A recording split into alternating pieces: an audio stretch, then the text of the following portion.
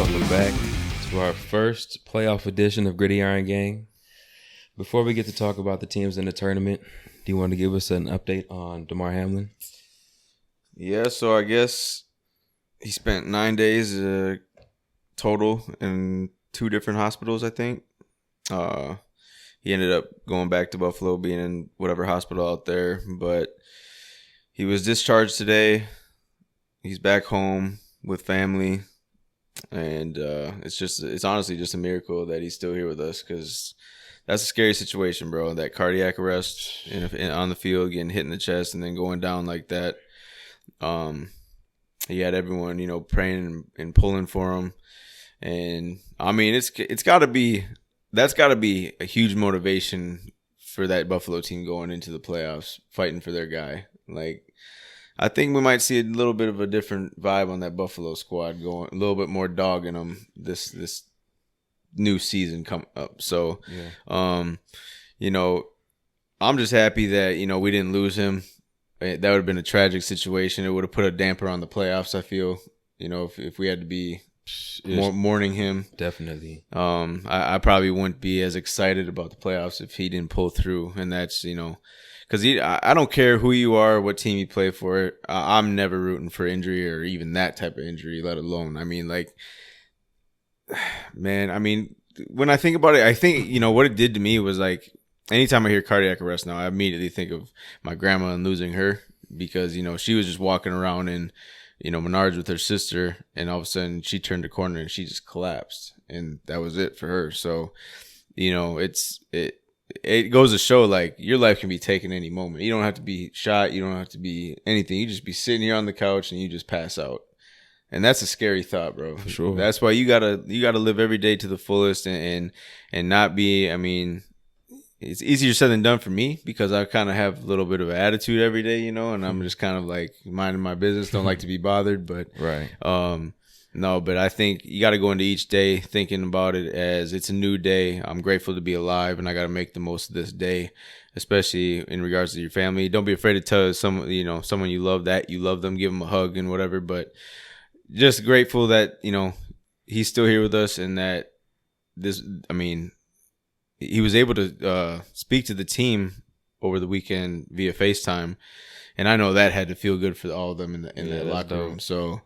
And what's crazy, I think it's funny is, when he came to out of his coma or whatever, the first thing he asked was who won the game.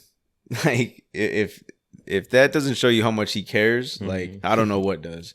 And that's what you want out of everybody, in this profession, is just giving it their all and leaving it all out there. And that's exactly what he did. So I think, if there's any sort of award that can be given to this man this year, I think he deserves it. For sure.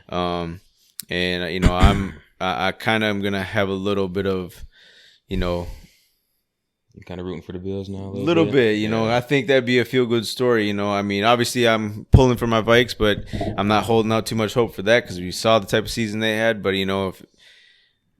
if anyone could do it, I think the Bills can do it. And there's a few teams in this tournament that are able to go out and win it all, and I think they're one of them. So I think they have that on their side of having that little bit of an extra edge for their brother and going out there and giving it their all and leaving it all out there, because I know that's what they know he did that. So I think it's in their head now that, hey, we gotta go get that ring now. Like, we've been there twice, almost twice the past couple of years. Yeah, it's our time. We got to go get that ring for him. And let him know that, we're fighting for him and, playing for him. And I don't know, bro. It's just been on Earth for 30 years, watching football for probably 25, and never seen anything like that. So I don't, it kind of makes you wonder, like, I'm not going to get into conspiracy theories on here or anything, but it makes you wonder, like, you see a lot of younger athletes, dying more frequently these days. And it kind of happened after COVID. So I'll just leave it at that. Sometimes I think about this show and I'm like, we really think similar on a lot of things. Like, we really don't differ on a lot. And as soon as you said, you know, you don't want to really get into it. I already knew where you were going because I was thinking the same thing, which is kind of crazy. But I echo everything you said, man. We're happy that Damar is home. We're happy that he's healthy. We're happy that he's getting better. And, you know, you talked about that ring. We can definitely get right into that. There are 14 teams that made the tournament. Congratulations to those teams. An extra congratulations to the Chiefs and Philly for earning the number 1 seeds. We all know the 14 teams. Do you feel these are the right 14 teams that got in? It's tough. I think you could have a valid argument for a few teams that barely missed the cut. You know, for me, I personally would have rather seen Detroit in there than Seattle. But I will say this: I'm happy for Geno and the type of comeback he's had, you know, and the season he's had. So I mean, come on, dude! It took him 1 year as a starter in Seattle to be number 1 in that organization's passing yardage for a season or whatever. Beat Russell Wilson. I mean, like, that's crazy. Look, man. Everything Geno's gone through and everything. I think this is very deserving for him. But team wise, I just think I would have much rather watched the Lions in the playoffs because I think they have a little bit more dog in them. I think that they have a little bit more fire in them that could have made them a scary upset potential. But at the end of the day, we were given the teams that were given, and I'm excited. I'm ready to rock with these 14 teams. But at the same time, I do think there are definitely, I'll say, at least 3 teams that are very questionable in this playoff scenario. Yeah, I do think I'm okay with the NFC side of things. I would like to see maybe Detroit or Green Bay in there. Detroit, just because they have a more high-powered offense, in my opinion, to match up better with San Fran. Yeah. Green Bay, they've been there before, even though he might own the Bears, but San Francisco owns Aaron Rodgers. Right. And here's the thing is, I think for me, it's, you know, you look at the games this past weekend and then you finish off on Sunday Night Football. And I thought that was a great game, Detroit versus Green Bay. But I think Detroit, you know, for them to go into Lambeau, play on Sunday Night Football, which they're not, that whole organization is not used to playing primetime games. Right. So for them to go out there, get that hard-fought win and really just punch Green Bay in the mouth, I felt that was a win that was deserving to get them into the playoffs. It just so happens that Seattle held whatever tiebreaker over them. And it's unfortunate. That's how seasons go sometimes. And that's why each and every game matters, especially early in the season when things, you know, might not be clicking right away, but you just got to squeak out those W's. And you know, I think what hurt them is that 1-6 start, obviously. Yeah. If they don't, if they get a couple wins out of there, which they should, they're in the playoffs. So, you know, ultimately that's on them. That's their fault for starting the season that way.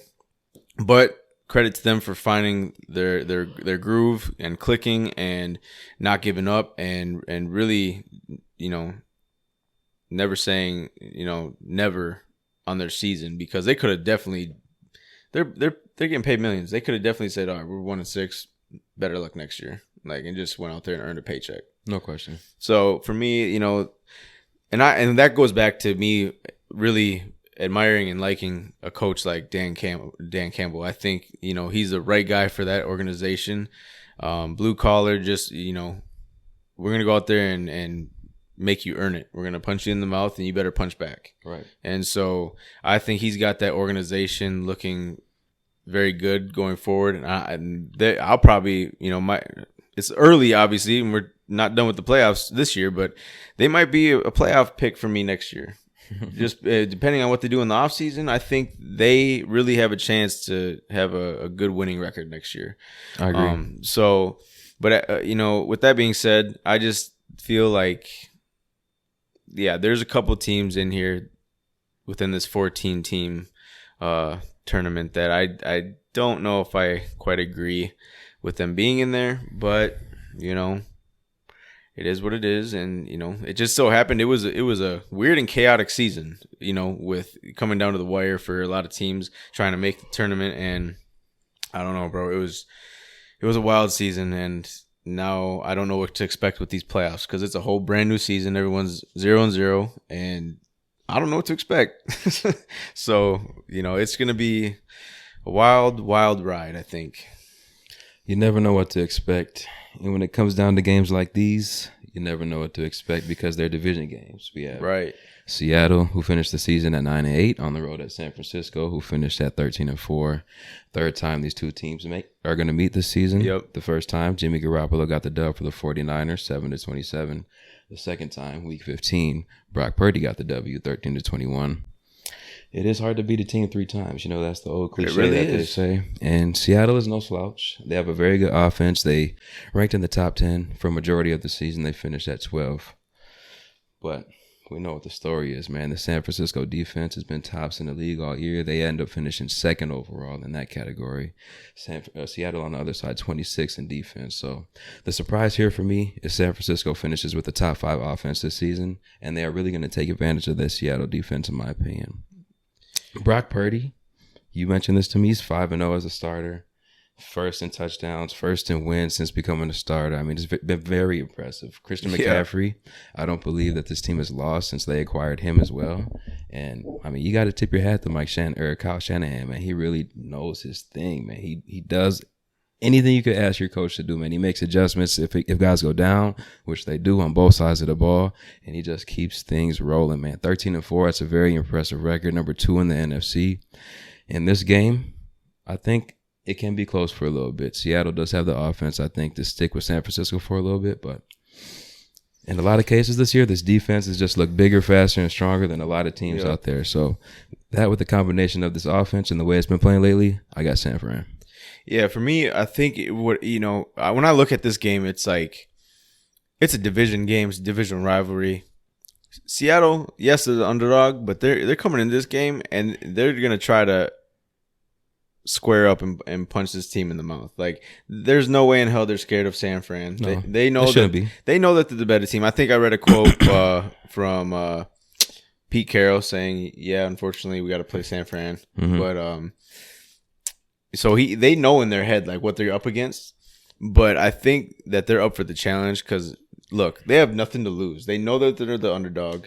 They can go in there. They can put in plays that no one's seen this year yet, and you know, a lot of teams hold back on some big time plays that they have in their playbook, to potentially use in the playoffs if they get there. So I don't know. For me, it comes down to the unbelievable San Fran defense. It's just, I don't know who can really go in there. I mean, yeah, they had a letdown game where Vegas scored 34 on them, but that's such an anomaly. The last 2 games were kind of questionable. And we were already to the point where we're almost to playoffs. They know that they're getting in.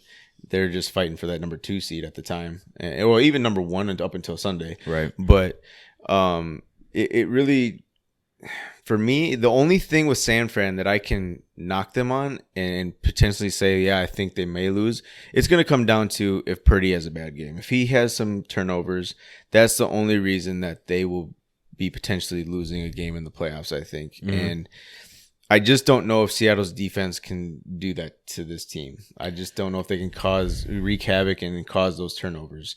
And so with San Fran being at home and them being a great home team, I just can't go against San Francisco. Great home field advantage too. Seattle has some guys that can take the ball away. They did have a defensive back who was tied for the lead league in interceptions this year. I don't know if they can generate the pressure up front though to get to Brock Purdy. San Francisco, I mean, top 3 left tackle. Yeah. Top 5 running back, top 5 tight end, top 5 weapon in Deebo Samuel, top 5 DN, top 5 linebacker in Fred Warner. Arguable top 5 safety back there as well. Look, I mean, this team. Yeah. Brock Purdy just has to keep it afloat. Kyle Shanahan's going to do the rest. I think I have a suspicion or, gut feeling, if you will. If the Niners go on a run and say get to the Super Bowl or let alone win the Super Bowl, I really think the playoff MVP might be Christian McCaffrey. I think he's going to need to play a huge, huge role in this team. They love that boy. Winning multiple games. Shanahan's going to have something up his sleeve for both him and Deebo. I think they have so many weapons on that offense that he can, make plays for each and every one of them. And that's a scary thing. For sure. And I think Shanahan is one of the best in-game adjustment makers that I've ever, watched. I mean, if he sees a guy or two being covered or doubled or whatever, look, we're going to go into the sandbox and we're going to draw something up and we're going to free you up and we're going to get this touchdown. And the thing with Brock Purdy is he's played so damn well that it's like Jimmy G never left. Like, he didn't go down. And he might be, I think he's even playing better than Jimmy G was. He takes better care of the football. So, I think it's going to be, and it's weird because, like, depending on the run they go on, if they do, you can't not go back to Purdy to start next year. You can't. That'll be ridiculous. Like, your team is so good right now. I mean, Christian McCaffrey, you mentioned him. He could be the comeback player of the year. In my opinion, this is a battle between the comeback player of the year and the defensive player of the year, and Geno Smith and Nick Bosa. Yep. Geno Smith, I don't want to discount the Seattle team. They do have all the weapons back. Kenneth Walker and Tyler Lockett are now back in the lineup. Which is huge. Huge. We know what DK can do, and he's durable, so he's going to be there for sure. Geno, he's impressive, man. He is a Pro Bowler. He got his team to the playoffs. Yep. He's going to have a chance to prove to the world that, hey, we wrote him off, and this is why you didn't write back. But San Fran, I think, is just the most complete team in the league right now, even outside of Philly. Man, Philly's had some key guys go down, and I think that's really going to hurt them ultimately. But San Fran, man, tough. It's a tough draw in the first round. I'll say that for sure. The thing about San Fran that I also think about is I think they really know how good they are, and they know that they can go in and smoke anybody. And they got that swagger and cockiness to them where it's like, they've been there. All right, bro, 2-3 times. Come on, give us your best shot. We're gonna answer back.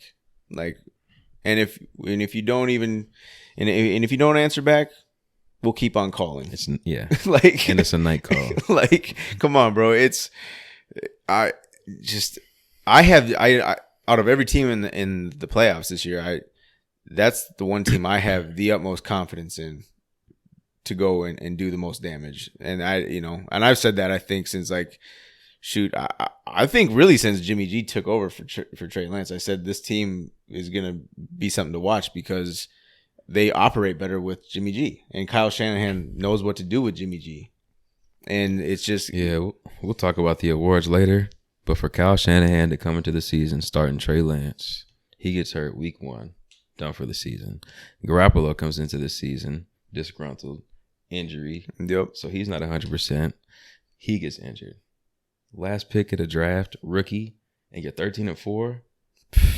We can get to the awards in another episode, but you know what really he's helped up there in that conversation. You want to know what I think it did for Purdy and his confidence is all year he's been practicing against those defensive guys over there, and if you can do it against them, what better way to go and get better each day? Yeah. So I mean, and that's the thing about drafting quarterbacks late in the draft, like with uncertainty, is you're throwing a dart. You see the potential there, but you don't know if they can capitalize on it.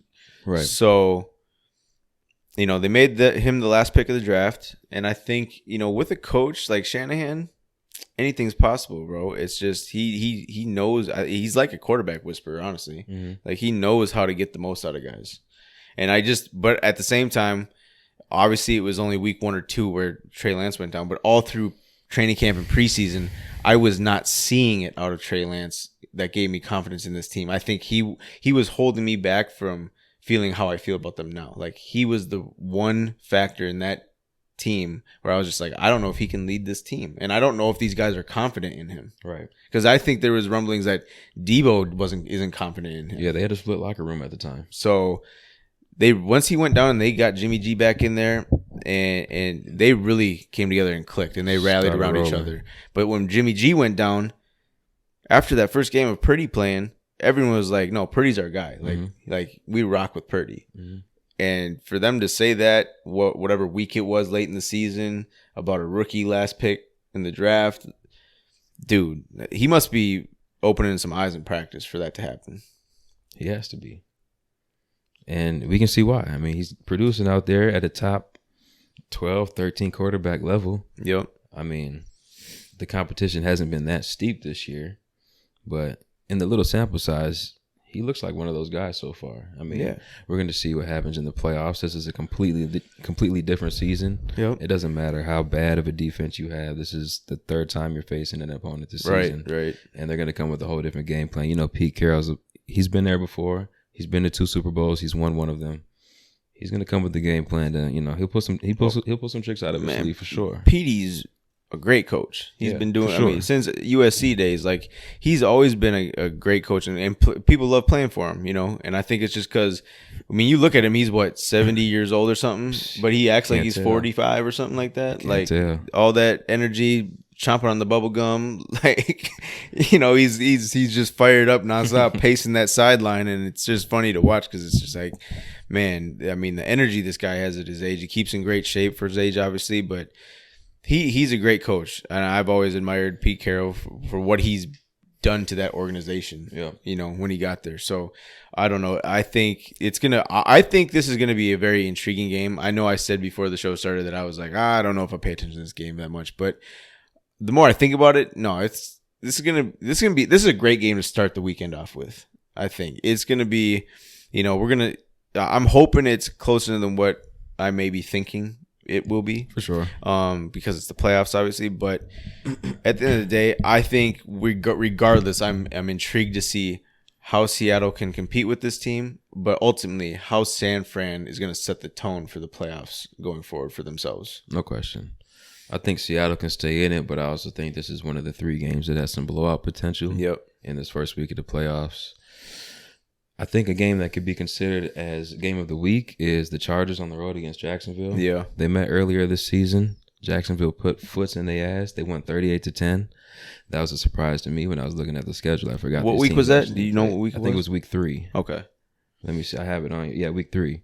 So after that, I mean, both teams didn't really kick it in gear.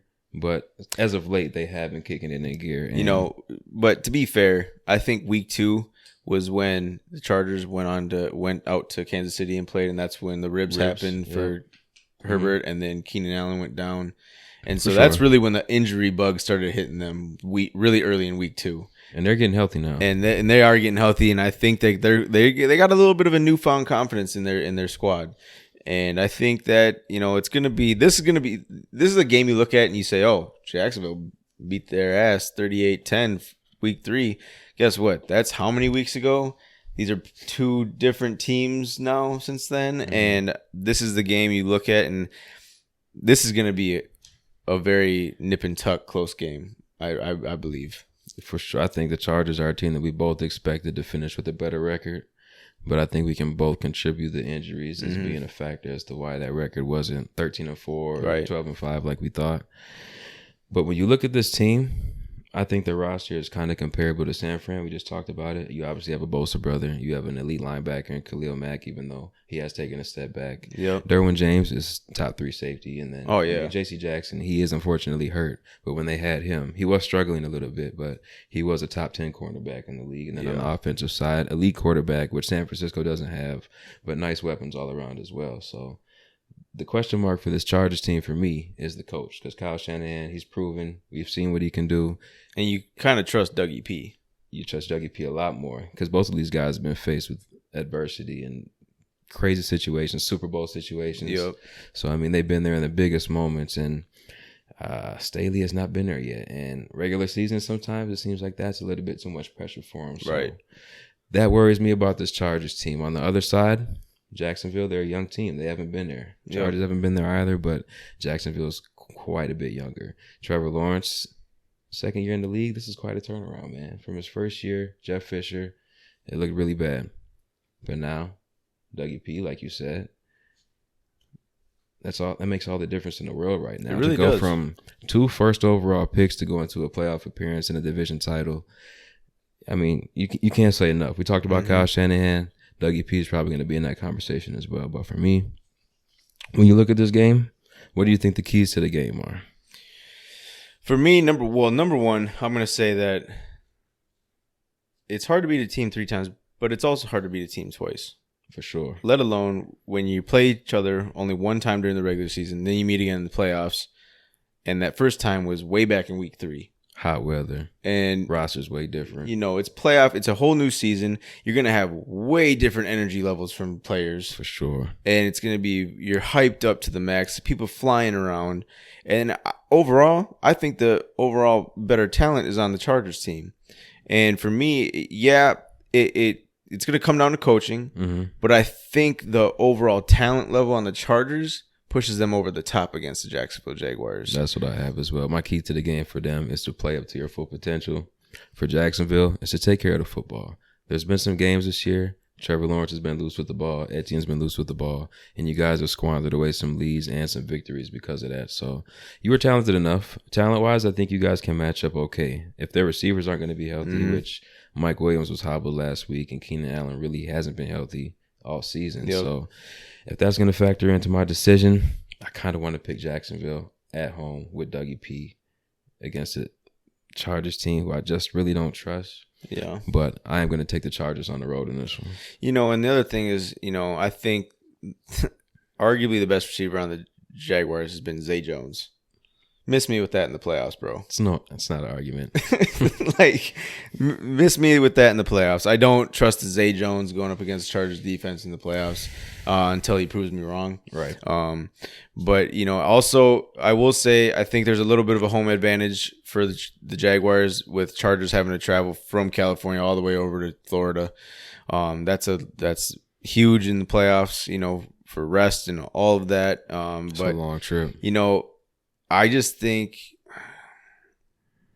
if it comes down to clock management, I give the edge to Jacksonville and Dougie P. Because I just haven't seen enough out of Staley throughout this year. He's given me way too many reasons to question him and his coaching ability. Right. And so I am nervous about that. But like I said, just the overall talent level and them getting healthy again is and Herbert over Trevor Lawrence as of now, and I think going forward it will stay that way. But I like Herbert over Lawrence. I like the receivers in LA over Jacksonville.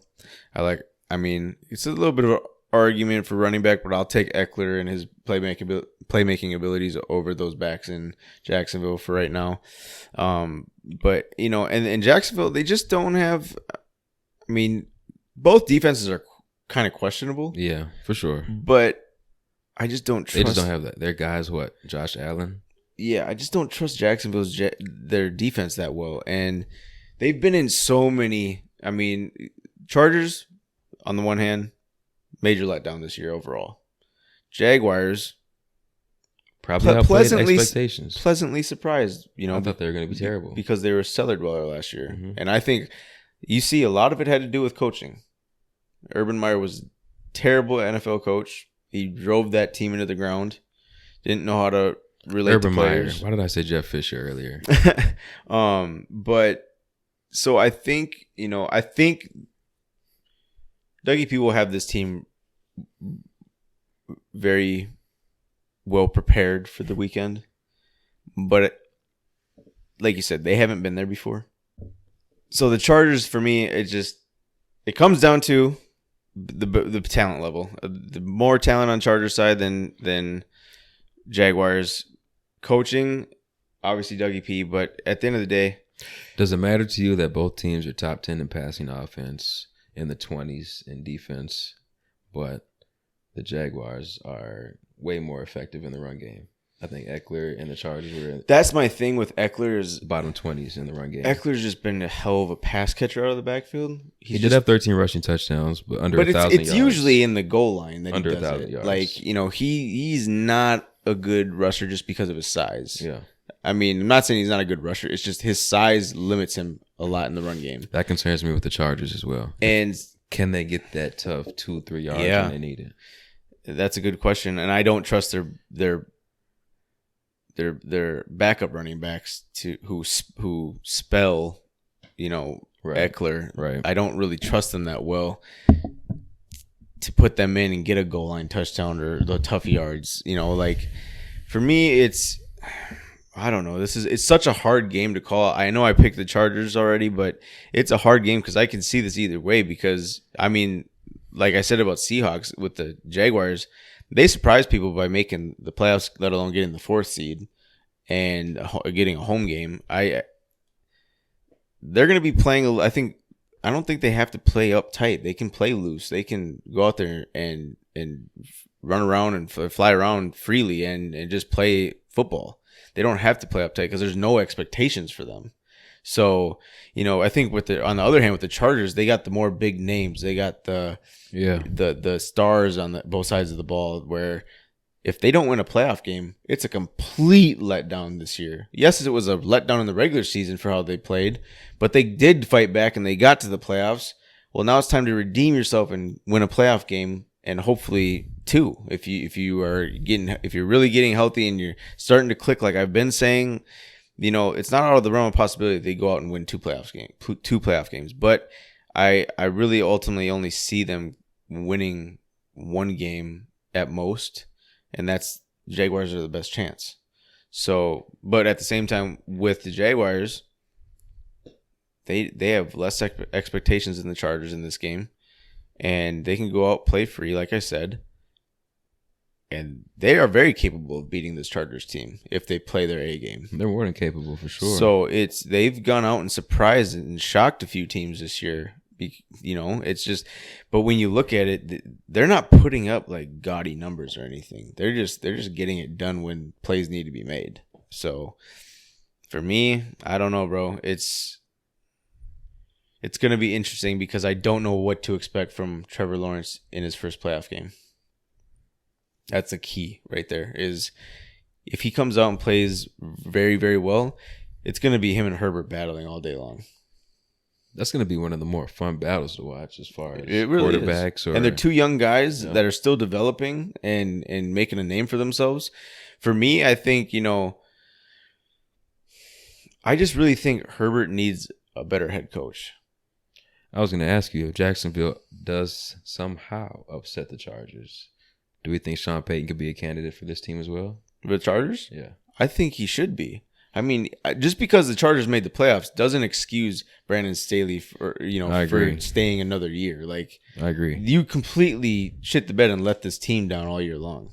Like, you underperformed mightily, and with that talent on that roster, going into the season, I was hyped to watch the Chargers. Within 5 weeks, it was like, what the hell is this? Yeah. It kind of had a Denver Bronco feel. Yeah, right after we were out on Denver, we were almost out on the Chargers too. So I don't know. It's major redemption time for this Chargers team this first playoff game. I agree. And Herbert, you put up all the numbers. It's time to show that you can produce and get some victories as well. One playoff win, that's all I expect from you. If you win this game, you're going to go on and play the Chiefs. You have played them tough this year. But I think that team outmatches you a little bit. Well, but you haven't really been healthy when you play them either. So right, and that's the thing. I think Herbert is one of the few quarterbacks who can go toe to toe with Patrick Mahomes. You can do it with him for sure. So it's just, and that it comes down to turnovers when those two play. Like, whoever has the most turnovers is going to lose the game, and whoever has the ball last. It seems like it goes that way. Because you look at it, for me, it's Mahomes, Allen, and Herbert as those top three quarterbacks when they play each other. Like, make it, it's back and forth. Burrow? Yeah. Well, Burrow too, but I'm saying Herbert he's kind of slept on when it comes to compared to those two, let alone three quarterbacks. I think those are the four. Like, those will be the top four quarterbacks going forward for quite some time. They're going to have, I think, the longest careers out of the quarterbacks that are in the league right now. Yeah, as far as elite play goes. Yeah. I wouldn't question that. Like, I'm not comparing them to the Manning, Rodgers, or Brady or anything like that, but that's kind of the vibe you get when you watch them. No, they'll be like... It's going to be like those type of careers, you know? The Drew Brees. Yeah, they'll be like that for sure. We can move on. Sunday, noon, we have Miami at 9-8 on the road at Buffalo, 13-3. Again, the third meeting between these two teams. First time these two teams met, week 3. Miami got the win in the heat, 21-19. Week 15, they played in a little bit of snow. Buffalo got the dub, 29-32. Now, we know Tua's not going to play. We know Teddy's not going to play. Skylar Thompson, third-string quarterback. He's going to go ahead and get the nod for Buffalo. Man, how do we get here, man? This is just tough, man. Miami, you started 8-3. It was a good season for your first year. It was a great season, man. You started 8-3. You looked like you were going to battle for the number 1 seed. You looked like you were going to battle Buffalo and Kansas City as one of those top teams in the league.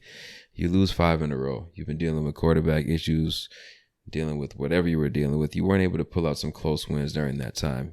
8-8. You get a win week 18 against the Giants or the Jets, I believe. Yep. And you sneak into the playoffs. But, we talked before the show a little bit, or our first segment, I should say, about teams that we don't think deserve to be in here. I think Miami is one of the 2 teams in the AFC that really couldn't have finished the season anywhere to get into this playoff spot, I think. Because they lucked out.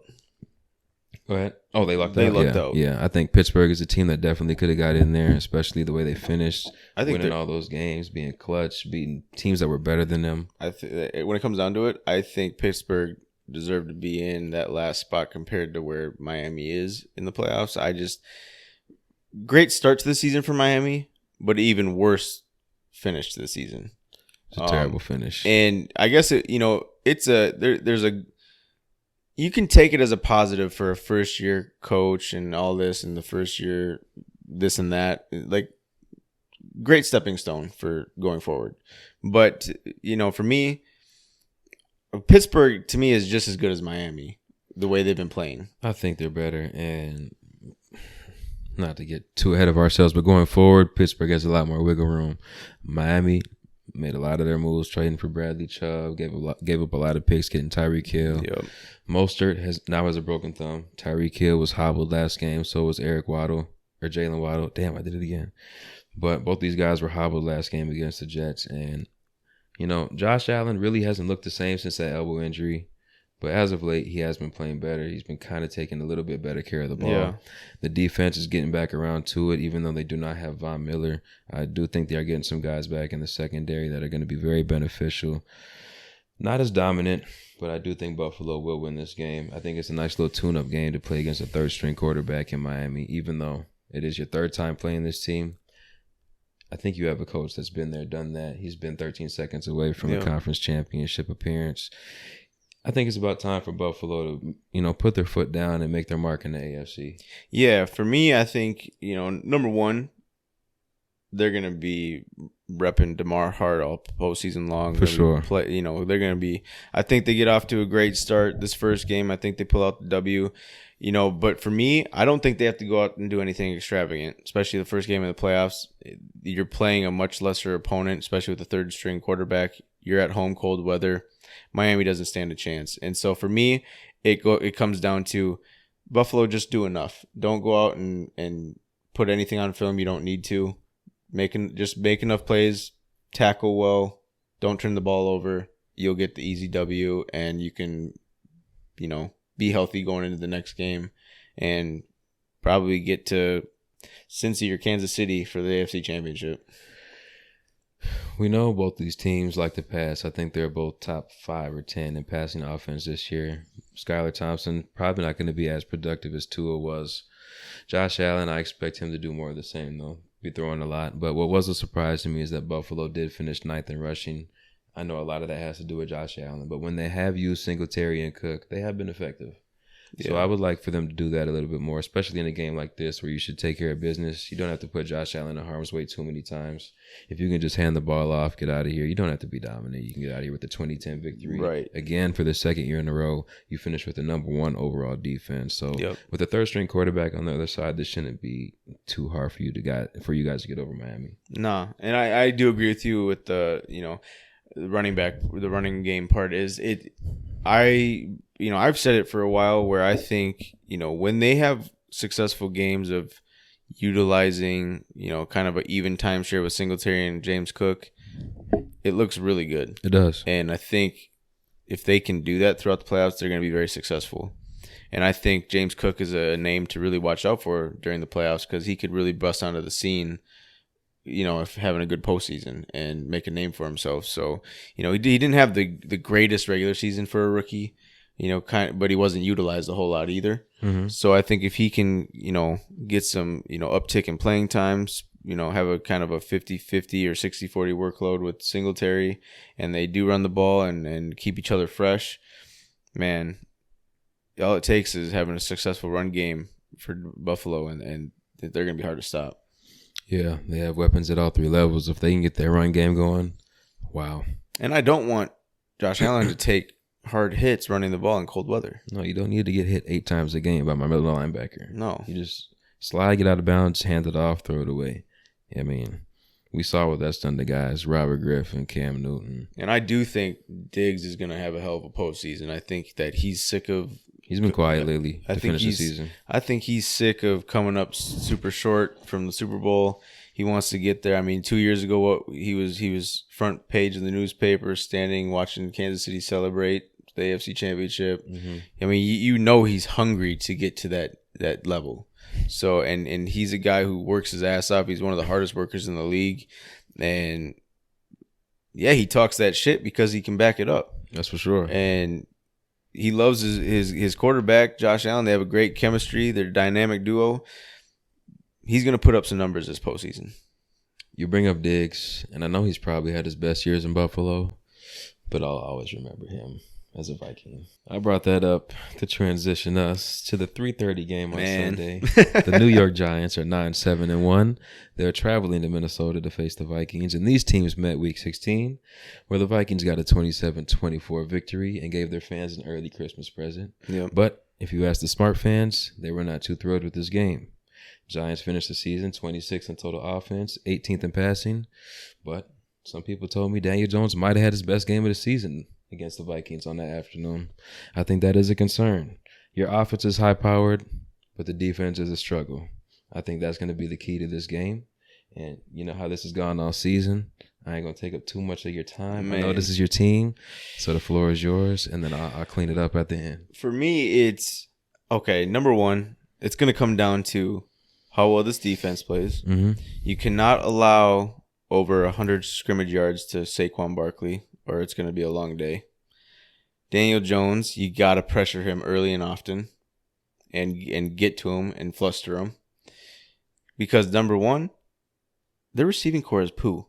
Absolutely terrible. They're right there with us. There's no excuse to let someone go over 50 yards. They're right there with us. Terrible. And I think you're gonna. I don't know what he's gonna do. Come in and contribute. Maybe he doesn't even play. But I know they signed James Washington, whatever that means. But obviously they're looking for help at receiver. Kenny Golladay, huge bust for them. Stafford made him look good in Detroit, but bust in New York isn't able to do much. Sterling Shepard out, obviously once again. Terrible luck for injuries. That guy can't catch a break, man. But last game it was against us. It was a guy I never heard of before, Isaiah Hodgins, number 18, trying to be their own number 18. Trying to be the real number 18 out there. Hell yeah. So, Patrick shut that shit up though. I think they're giving the Vikings a lot of fuel in their interviews in the media this week, saying they're glad they got the Vikings and they're happy to see them, and they're not worried about the road turf, and they're not worried about the fans because it wasn't as loud as they expected last game. Well, guess what? It's the playoffs. Minnesota fans are going to turn up for the playoffs because we haven't been there since 2-3 years ago, and this is Kirk's first home playoff game. That's what I'm nervous about. Wow, really? Yeah. Okay. I'm nervous about that. Not about the time slot? It factors in, but guess what? For Kirk, boy. What Kirk are we going to get? Because I can see him having way too many butterflies in his stomach and underperforming. And that's scary to me. Because this Giants defense is no slouch. Not at all. So it's going to come down to our defense making stops, playing better than they have all year, and getting to the quarterback. But on the other side, this offense has got to start fast and keep it going. They cannot strike the first drive and then disappear. Mm-hmm. It's playoffs. Can't happen. Like, something's got to give. It can't happen. You got to figure it out. I don't know what you got to do this week to figure it out that it didn't work in the regular season, but it's go time. It's playoffs. It's got to be now. Like, there's one loss and you're going home for the season. So, JJ's going to be turned up, wanting to make plays. He's going to want the ball. But they're going to be expecting that. For me, you're going to get Garrett Bradbury back. You're gonna be without Brian O'Neill at right tackle. So but you get your backup Blake Brandel back, who really held his own at left tackle when Darisaw was out. So as long as he's in there and Oli Udoh's not in there, I'm more confident, and especially with a breakout career year for Garrett Bradbury at center. What is his injury? Who? Bradbury, he's been out a few weeks with some lower back injury, so he's His first week back. But because I had you guys are starting your third string center. I didn't know he was back. Yeah, he started practicing today. Okay. So he's looking like he's gonna be back. Our second string right tackle or left tackle or tackle in general, Blake Brandel is back. And it's unfortunate that it happened this late in the season. But Brian O'Neill, how great of a right tackle he's been for us. He partially torn Achilles. Huge blow for us. I didn't know that either. So he's for sure out for the postseason, which sucks. But this is the thing. Some way, somehow, you got to get some sort of run game going because we cannot run the ball. We haven't been able to, and that's the 27th. And I don't know if it's possible to get it going in the playoffs. It's kind of too late to make it happen because what can you do that's going to allow it to work? That was one of my keys to the game for you. I didn't even know your right tackle O'Neal was going to be out, but you mentioned that pressure. That defensive line for the Giants can really get after you. They're not like the Super Bowl teams that they had, but Kayvon Thibodeau and those guys can really provide some pressure on that quarterback. I think it's up to that run game to alleviate some of that pressure on Kirk. Yep. Because the key to the game for me for the Giants is if you hit Kirk early and often, you're going to get him rattled. You're going to get him out of his game. So if you can incorporate Dalvin Cook in this offense and get him, being really effective, him and Madison, I think that's a big key for this offense. It is, and not necessarily even. You don't even necessarily have to just hand it off and run, but get if you can be successful in the screen game or splitting Madison or Cook out wide and getting them in open space with their routes and getting them the ball. And I mean, I'll take a 5-yard pass to them because it's just as good as a run. Right. So for me, it's just. You got to find the rhythm and consistency early and often for this offense because our offense really, really gets going when they find a rhythm. And I think we're one of the few offenses that you need a rhythm. And if we don't have it, it's going to be a long day. Yeah. And my point also was before the show, I told you about Zadarius Smith. He had 9.5 sacks the first 10 games of the season. The next 6, he had 0.5 sacks, half a sack. And, he re-injured his knee or something in that Buffalo game and wasn't ever the same since, compared to the first half of the season. And he said today in his little interview in the locker room that, he's ready to go. It's fully healthy for the playoffs and yada, yada, yada.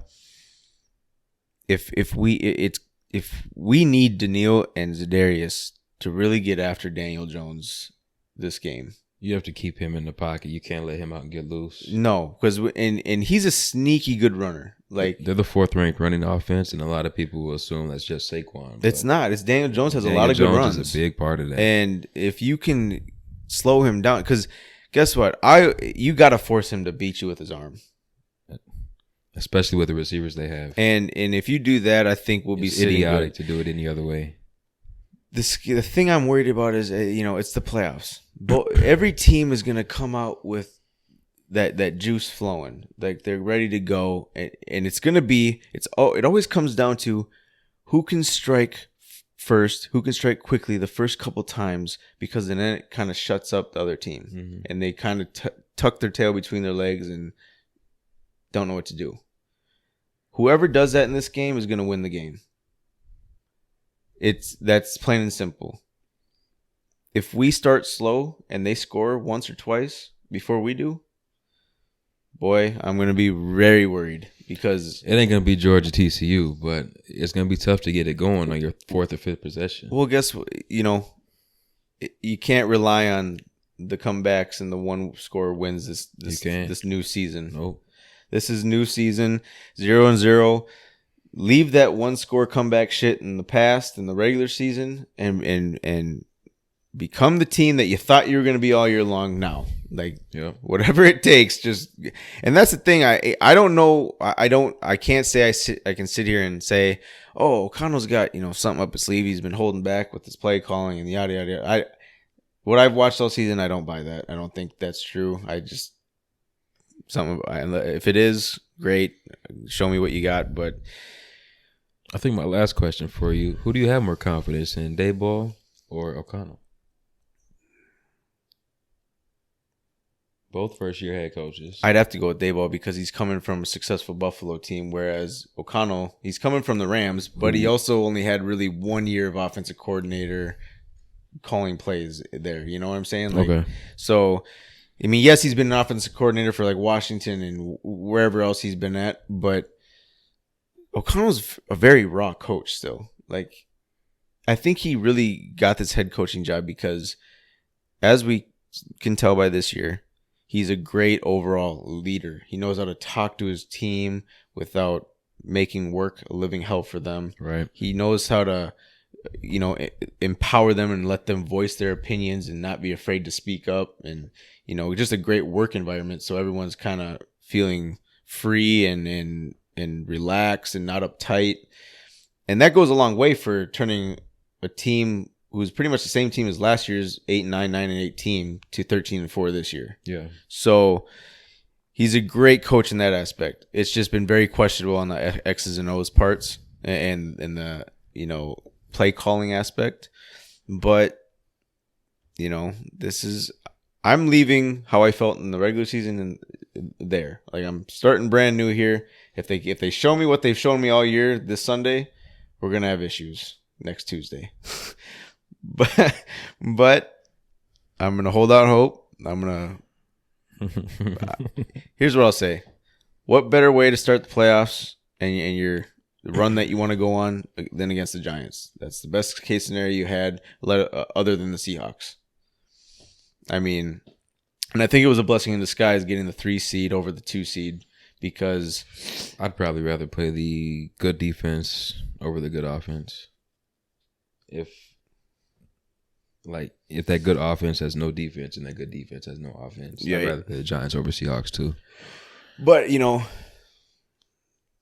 don't know, bro. The Giants are, they showed they're very capable of coming out and beating us. They only lost by 3, and they kind of gave it to us. I don't. It's not like we went out there and dominated them in week 16. We didn't do anything special against them. It was just kind of like, what the fuck are we doing? Like, another 1-score win, another bullshit excuse of, the win's a win and yada yada yada. Like, I don't know. It's just, for me, if I'm the Vikings and a player on that team or a leader on that team, I should say a captain, I would be holding a fucking players only meeting and really coming together and saying, what's it going to take for us to get to the Super Bowl? What do we collectively as a unit have to do to get to the Super Bowl? Like, we have to hold each other accountable and play our assignments and not do dumb shit, not get manhandled on the line of scrimmage. You got to overpower that guy in front of you, and you got to lay it out on, like, how I talked about the Bills playing for Damar, and really, like, they're going to, like, you'll see when we watch them play. I think we'll see, like, what they're going to play like. So, for me, it's just the Vikings, it scares me because there's only this defensive coordinator, number one. I've talked about it all year long. He's not going to make adjustments. He's not going to change. It's going to be the same defense we've seen all year. Right. So, in that sense, that's why I say, hold the fucking players only meeting. Patrick Peterson, Za'Darius, call players only meeting and really challenge each other to really step up and be like, we can't rely on the fucking coach or the play calling. We got to go out there and fucking fly around and make plays. Make plays, be playmakers. Like, we can't just, if here's the thing in football, for me, it's like, if a defensive coordinator is telling you to play, or your defensive coach, any position, is telling you to play, say cornerback, is telling you to play 7 yards off the receiver, I'm gonna say fuck it. If I see something in that formation or that play that I like, I'm moving up and I'm jamming. I'm jamming. Like, you're not gonna tell me shit, because this is where it's do or die. Mm-hmm. Like, this isn't week 14 where it's like, okay, we got 4 more weeks and we just got to ride it out till we get to the playoffs. This is do or die, bro. And we know, I know JJ is probably talking all that shit in the locker room this week because how bad he wants to win. Right. So, what worries me is obviously the defense, but we all know the story with Kirk Cousins in big games. Like, every playoff game is a huge game. And when he doesn't play at noon. The only playoff game that I can say he had a great game was that overtime win against the Saints, where Kyle Rudolph caught that game-winning touchdown pass in the back of the Saints end zone down in New Orleans. But what did we do the next week? We got smashed and obliterated by the 49ers in San Francisco. And it almost looks like that's going to be a repeat this year if we win this game.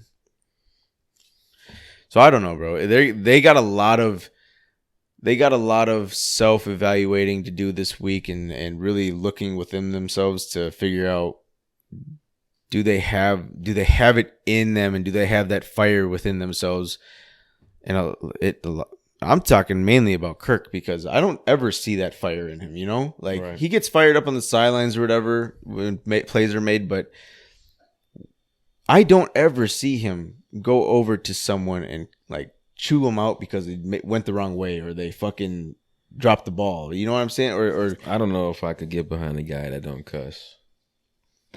Shoot! Darn it! Frick! Like, get the fuck out of here, Kirk.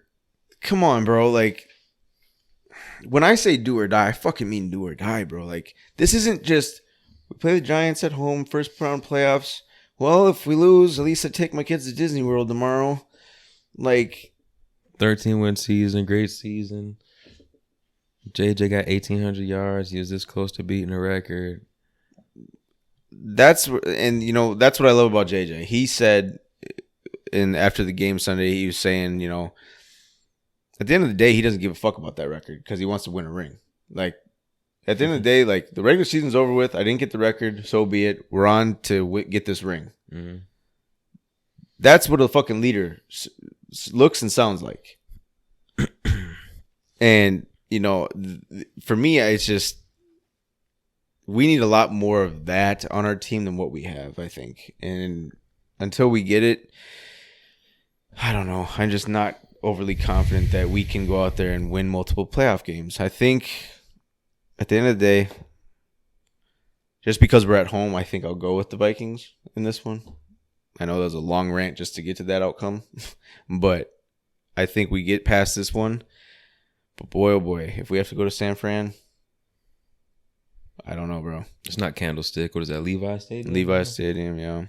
They gonna zip your niggas up like some jeans, boy. So I will be rooting for Seattle this week, no just in case. No question. If Seattle wins, I'll be fucking flabbergasted. That sets up the playoff. I mean, that sets up you guys perfectly. Well, and that's the first playoff game of the whole tournament. So you know what? People are gonna be watching. Everybody's tuned in. It's gonna set the tone for the playoffs, bro. Might set the tone for Sunday night. But you know what?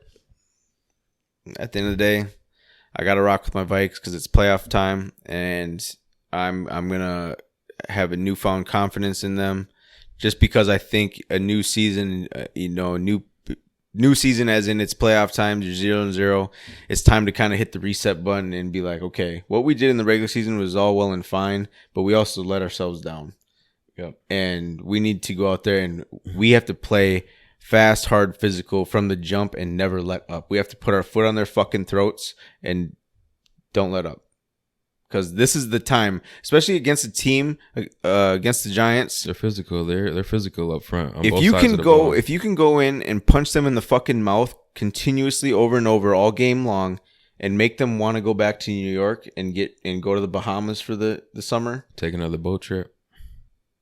That's gonna set the tone for your playoff run. Mm-hmm. If you don't do that, because that's what you're gonna need against San Fran. Right. Exactly. And that's the thing. Like, I think, we got to look back on, the Vikings got to look back and say, hey, we practiced against that 49ers defense for a whole week back in training camp. And they were giving them a run for their money. And our defense was giving their offense a run for the money. So go back and channel whatever you had back then in those practices. And really, and get back in that heated moment. I hate training camp. I want to be done and I'm ready to punch you in the mouth because you're fucking annoying me. Hell yeah. Like, channel that aggression and just go out there and punch this Giants team in the mouth, bro, because they're one of those teams that I don't even think deserve to fucking be here. We could argue about that. Some people would argue about this. Baltimore at 10-7 on the road at Cincinnati 12-4. Hold up, you didn't give your pick. You know I got the Vikings, man. I didn't get my pick though, for real. Like, oh, I don't remember hearing you say it, but you know what? You've never let me down all year long except for a couple games, so I'm pretty solid. I'm better with y'all than I am with us. Shit. Oh man.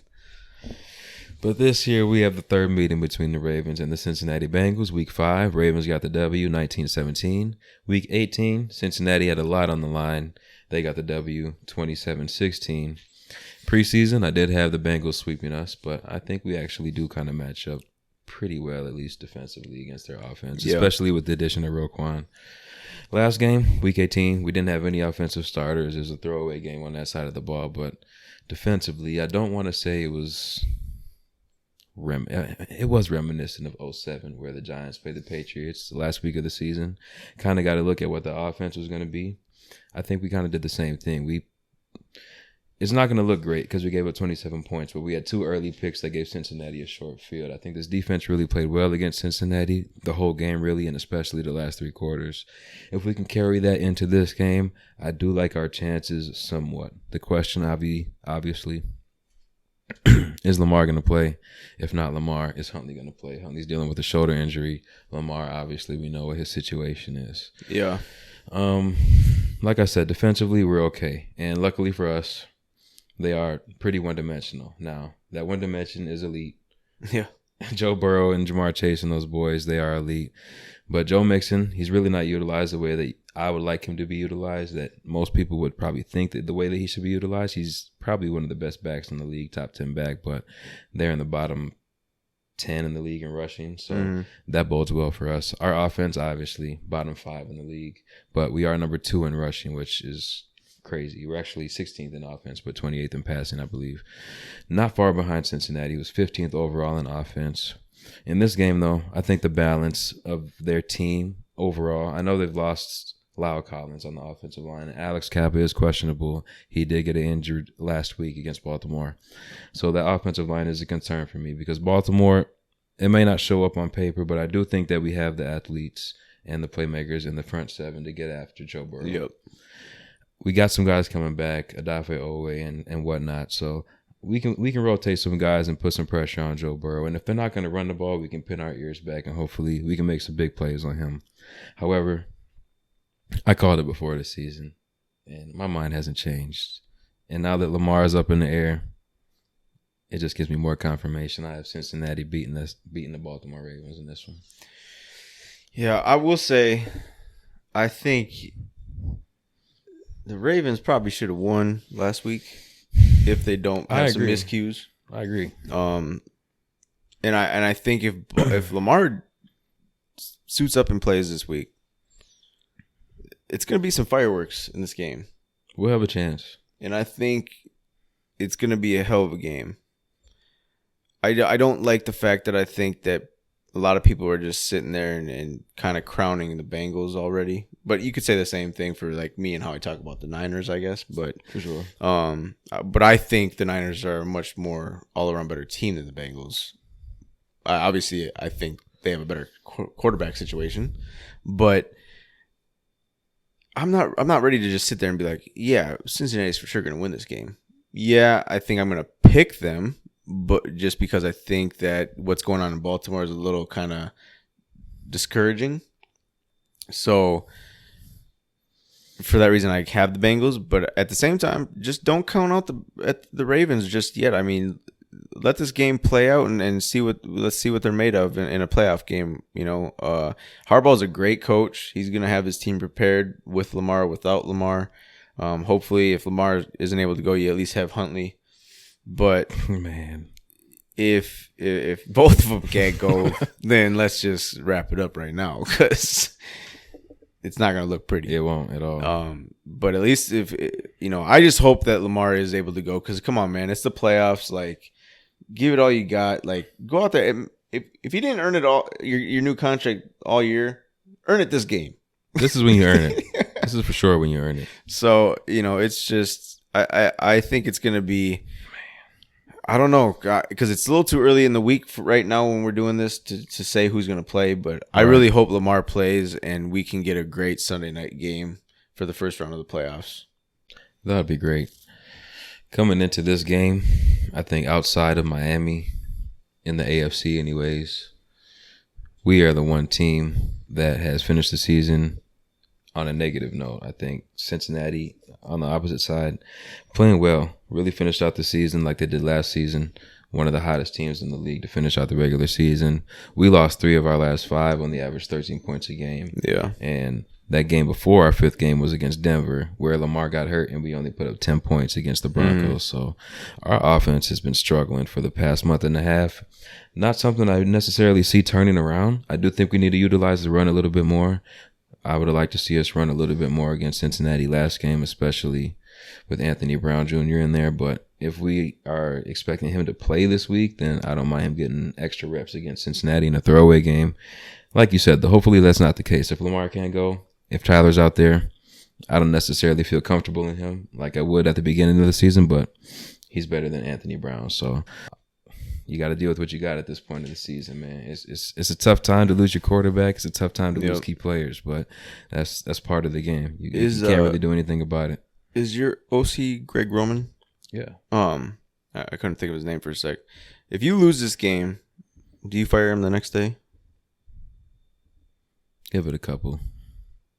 Within that first week? It really depends on how we lose. If we lose. Okay. Because I know you're kind of calling for his head. Well, I think he needs to go anyway. So I'm saying, is that on your off-season to-do list? Is get it? Oh, that's up there. That's up there for sure. I think that's one of the first things we need to do because we have to identify who we're going to get in there so we can see what kind of players fit his scheme. Because I think Harbaugh and Lamar really they work fine together. They really connect well. I think Lamar doesn't like the OC. That could be it. Lamar don't look like he gives a fuck on the sideline, which that's a concern to me. Yeah. He's over there with his fucking World Series goggles and looks like he's fucking just smoked at halftime. Every time I look over there, he's laughing. We're down 20 to the fucking Pittsburgh Steelers. He's laughing. I'm like, nigga, you're healthy. Contribute. But, yeah, I got Cincy in this one, man. Yeah, I second that one, but I'm looking forward to that game. I think Sunday's going to be a fun day for football. Sunday will be a fun day. We have 3 games that day. They're all isolated. Unlike regular season, everything is hectic trying to watch 4 or 5 games at a single time. So this is going to be real nice to just sit back. It's going to be like a holiday almost. Exactly. And the playoffs kind of are like a holiday in their own way. But to cap off week 1 of the playoffs, we have Dallas at 12-5 on the road at Tampa Bay 8-9. Putrid. Monday Night Football 7:15. Teams met in week 1. Tampa Bay put it down on Dallas, and Dak ended up getting hurt in this game, 19-3, and that was a big Fournette game. He had 127 yards, and that contributed to this team finishing dead last in the league in rushing. This team is one-dimensional to the fullest. We talked about Cincinnati being that way last game. Tom Brady, again, top 5 in the league in passing yards, but probably top 3 in attempts again. This team, if you can bump these guys at the line, get them off their time and get them off their routes a little bit, you have a chance. I know you're down your 2 DBs right now after Trayvon Diggs, so your number 4, your number 5, those guys are going to have to step up in that secondary.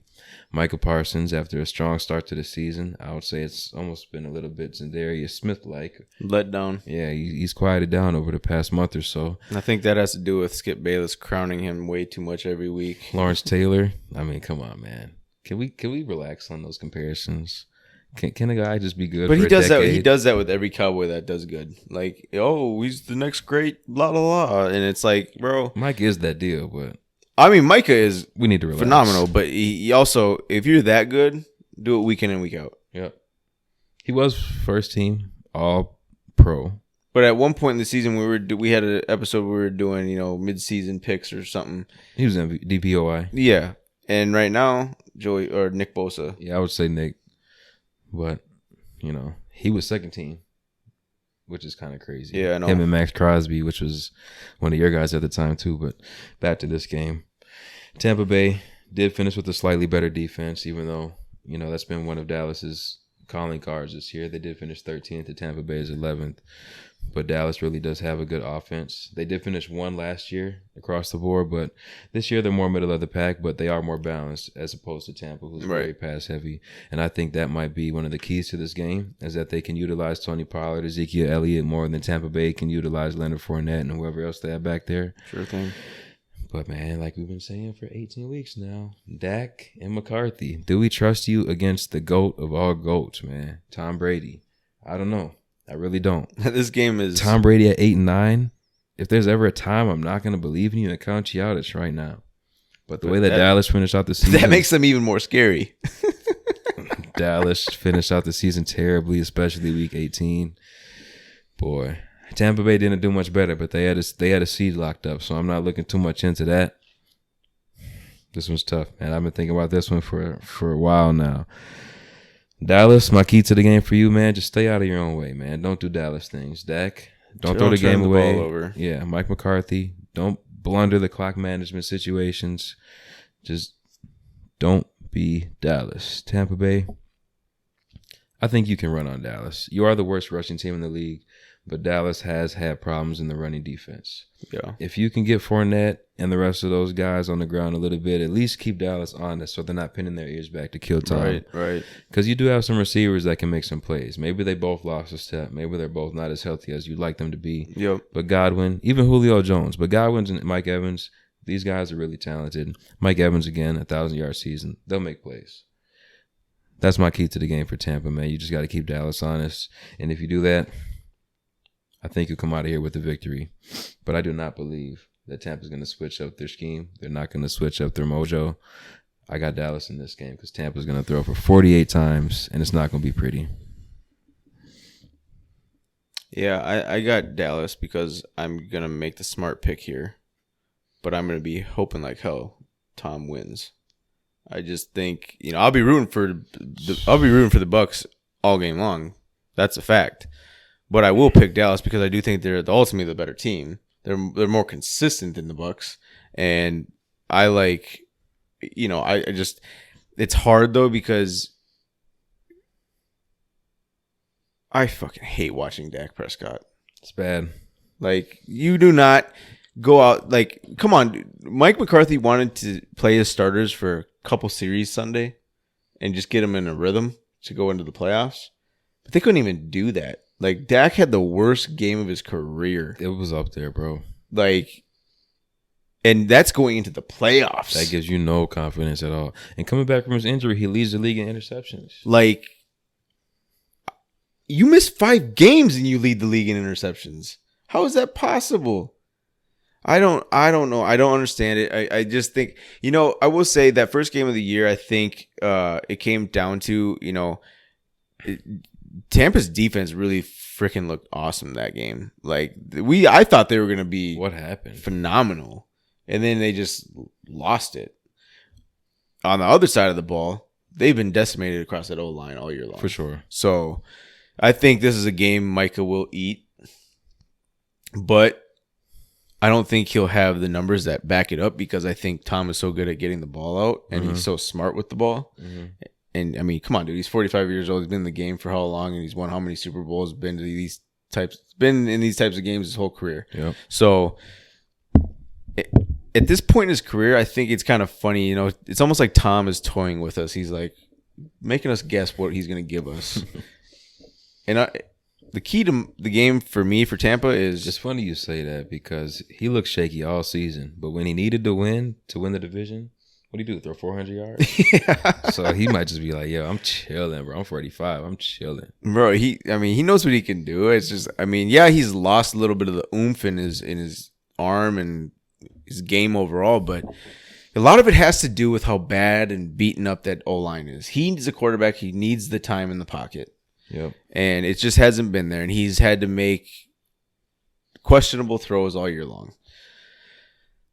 It's also led to the running game being worse because Fournette can't run in any decent, there's no holes being opened up for him. So it's But he also doesn't look like last year's Fournette either. He kind of looked like he lost a little bit. Gained a little bit. Gained a little bit, yeah. But for me, I don't know. I like Dallas in this game. But what worries me is I think Dallas is a horseshit road team. Okay. I just think that they look, they went and blew a game at Lambeau.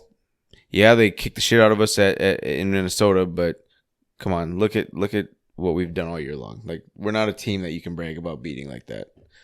The losses we've had, they've been dominant by every team. Dominated, yeah. So that's not a worthwhile win to brag about in my eyes. You went and you pretty much got punched in the mouth by Washington Commanders, who, what do you say about them? They've been average at best all year. I don't know. What can I say about Dallas? That when games really matter, they just don't perform. They do Dallas things. That's my only key to the game for them. And they should win. But that's like Vikings too. Like, they do Vikings things. Like, I'll tell you every week, man. You guys are stepbrothers. I've been saying it for years. So I don't. But I think you need a big game out of Micah.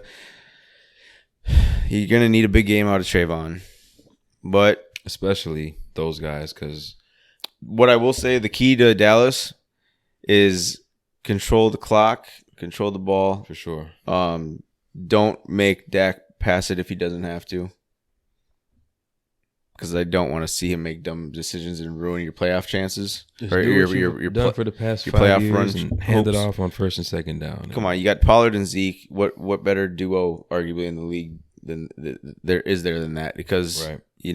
They're a great 1-2 punch. They got a solid O-line. And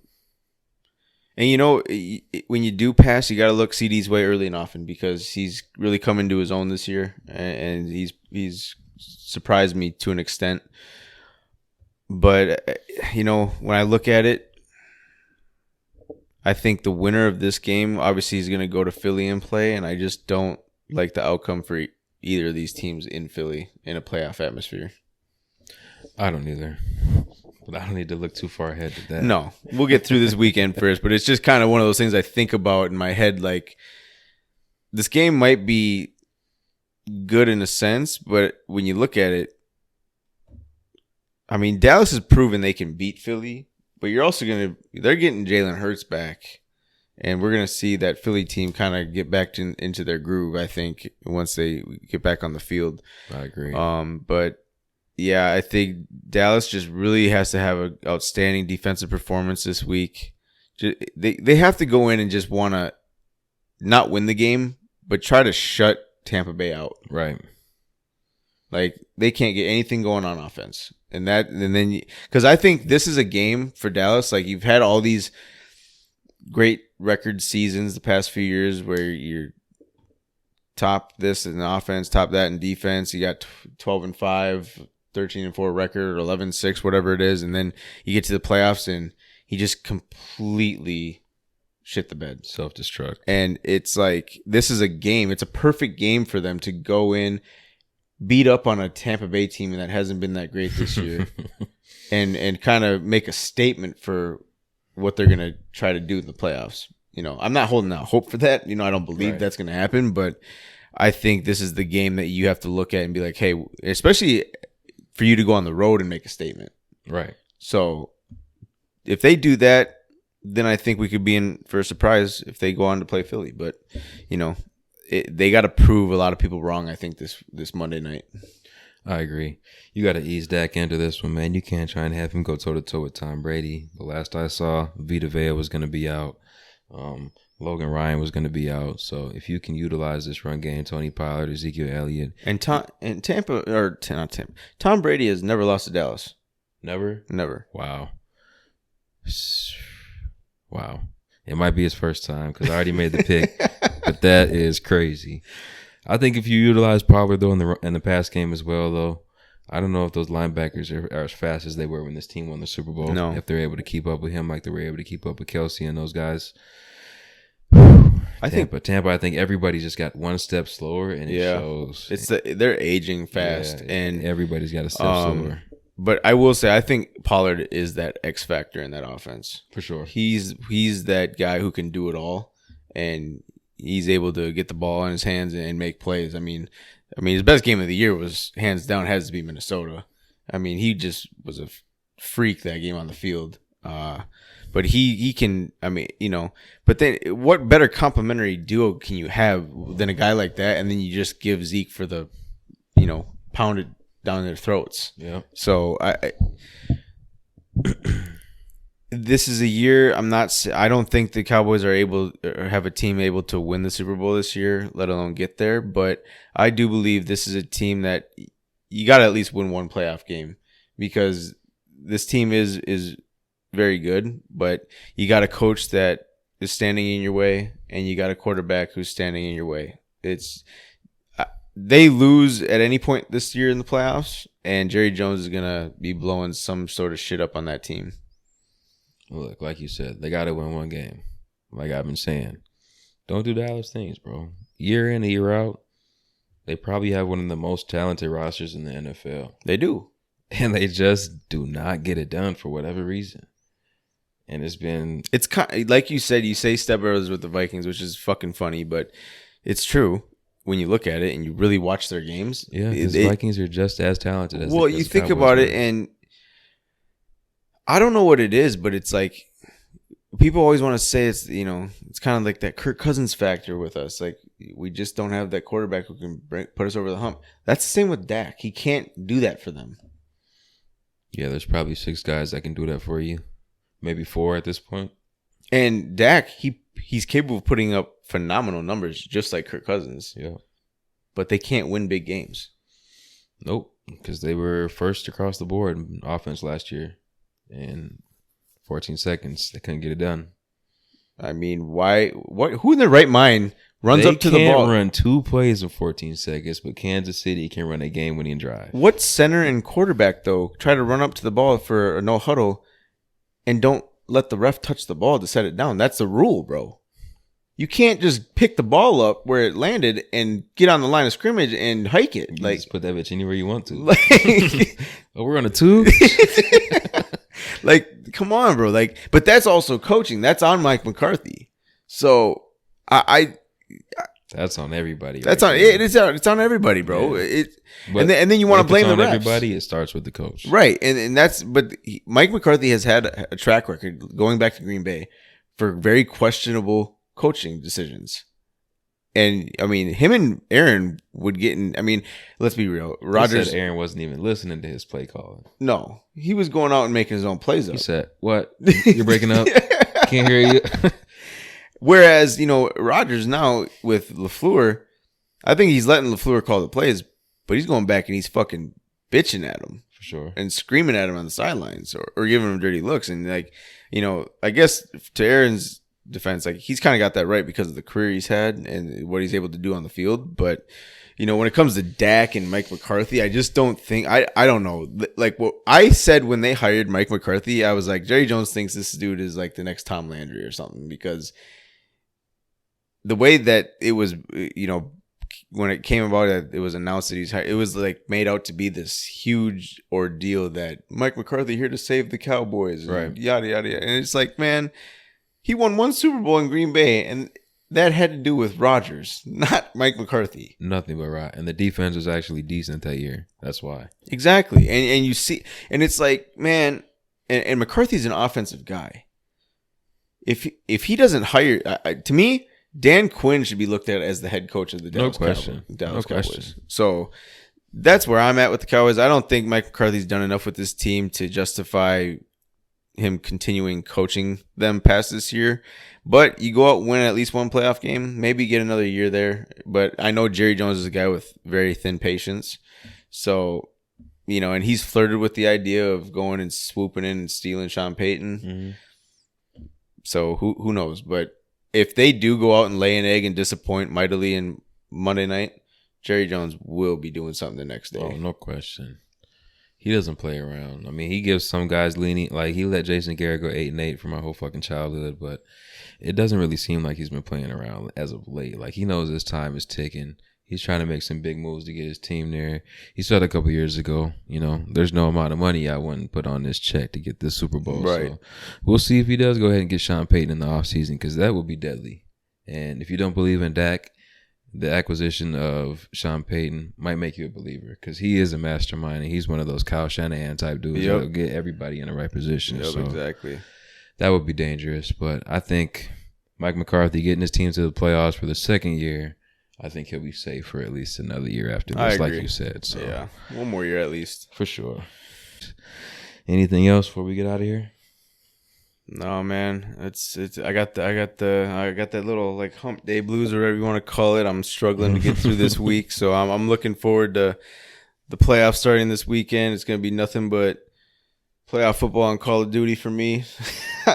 Yes, indeed. So yeah, I'm ready to get this weekend started. Thank God I got Monday off. Yes, indeed. Shout out Martin Luther King Day. I'm good too, man. We'll see you guys next week. Recapping these 6 games right here. Getting you a preview on week 2 of the playoffs. Until next time.